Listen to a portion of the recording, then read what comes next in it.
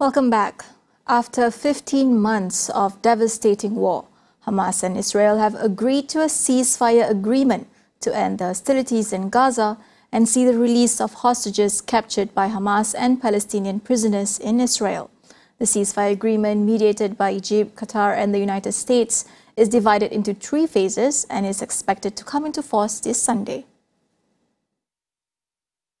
The first stage includes the release of hostages held by Hamas, focusing on women, the elderly and the sick in exchange for hundreds of Palestinian prisoners. Israeli troops would withdraw from populated areas, allowing Palestinians to return home. Humanitarian aid would also increase, with hundreds of trucks entering Gaza daily. The second stage aims for a permanent end to the war.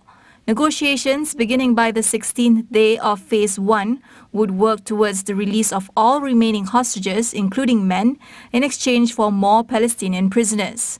This phase also envisions a complete Israeli troop withdrawal.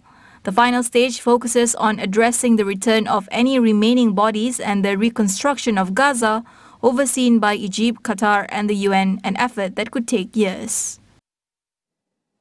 The ceasefire deal may be on the table, but whether it will take off remains unclear.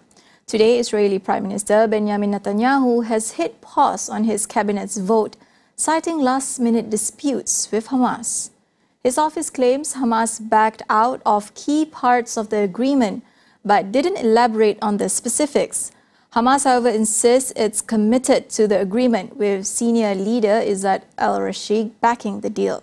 Netanyahu is also facing pushback from within. Some of his hardline coalition partners call the ceasefire an act of surrender to Hamas, threatening to leave his government and potentially shake his hold on power.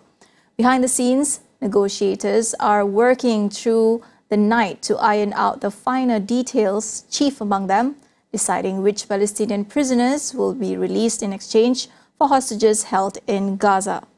And while parts of Gaza and Israel celebrated the announcement, violence hasn't stopped. Overnight Israeli airstrikes killed at least 70 Palestinians, according to health officials.